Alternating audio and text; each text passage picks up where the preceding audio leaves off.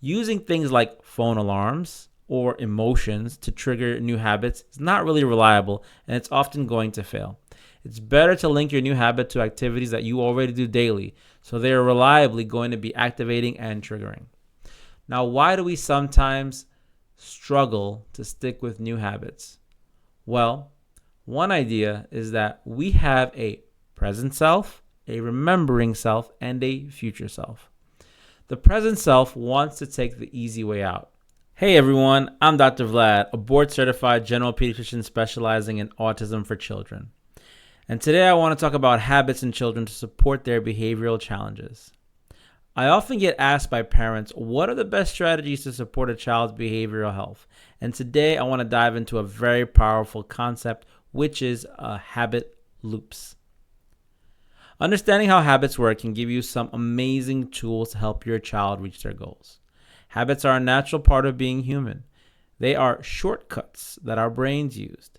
And by understanding how they work, we can help our children break free from unwanted behaviors and build positive ones that support their well-being. You know, there's a saying that we are what we repeatedly do, and it is so true.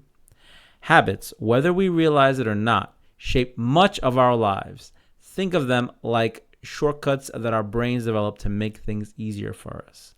They're not inherently good and they're not inherently bad. They're just automatic behaviors. The exciting thing is that once we understand how these loops work, we can actually take control and purposely craft habits that help our children thrive. So what exactly is a habit loop? Well, it's a 3-part cycle that our brain goes through. A cue, a behavior, and a reward, and then repeats all over again, being reinforced by the previous cycle. A cue is a thing that triggers a habit. It can be a person, a place, a time of day, or even a feeling, for example. The cue of getting ready for bed might trigger a habit of brushing your teeth. A behavior is the action that your child takes in response to the cue. In this example, brushing your teeth is the behavior. And the reward is something that the child gets out of the behavior. So the reward may be a clean feeling in their mouth, praise from their parents, or avoiding getting cavities. Now here's the thing. The same cue doesn't affect everyone in the same way. If a child isn't thirsty, the cue of seeing a glass of water will not trigger the behavior of drinking it. Also, figuring out the reward is key and it's not always obvious. So there is a little bit of work that is involved on your end to figure this out. To use habit loops effectively, we need to become detectives and analyze the habits that we want to change or build. You have to ask yourself the following questions. What is the cue that triggers this behavior? What situations does the cue lead to this behavior? What is the behavior the child is exhibiting? And most importantly, what is their real reward? What need is it meeting? Let me give you an example. Nail biting. So researchers found that often the reward for people in adult situations for biting their nails was about relieving boredom or anxiety. Once they understood that, they were able to replace nail biting with a different behavior, like gently scratching their arm or hitting their wrist with a rubber band. And it worked wonders. It was over 90% effective in one study for changing the habit of people biting their nails.